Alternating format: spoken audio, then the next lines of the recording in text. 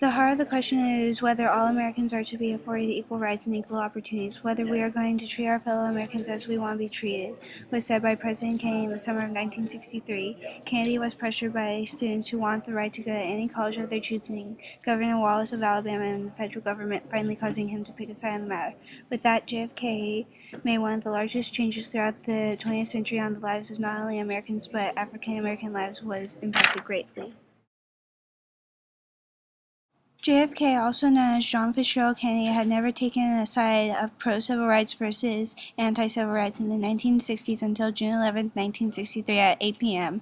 In the year 1954, the Brown v. Board of Education fought for Vivian Malone's rights to go to school at the University of Alabama. Kennedy was the 35th President of the United States. He ran for office in 1960 and finally became President in the year 1961. Before becoming the President and the events that had taken place in 1963, he shares his views of the situation at the current time being on rights of African American citizens and how he really does not have a side yet.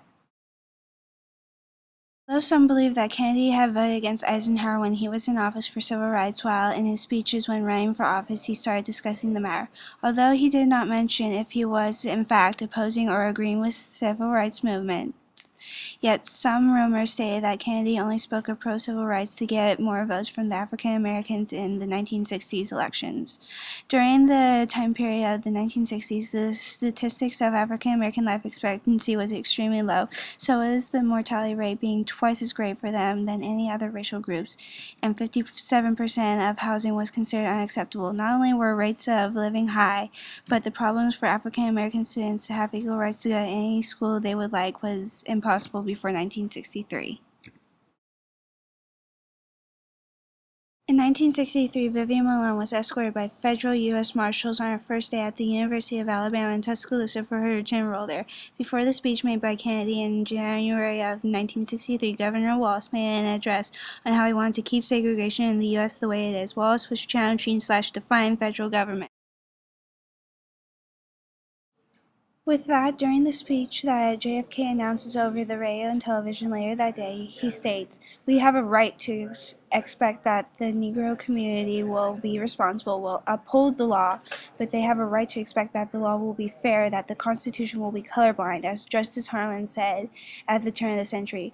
When Kennedy said this, he refers to the document wrote in 1787 on how a person shouldn't be judged by skin color because the Constitution does not look at that in a person.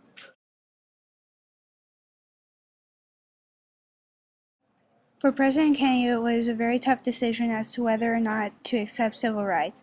His decision altered history as we know it for everyone in the United States. In the address that John F. Kennedy makes, his standpoint on civil rights finally became crystal clear when he says, "We are confronted primarily with a moral issue. It is as old as the scriptures and as clear as the American Constitution."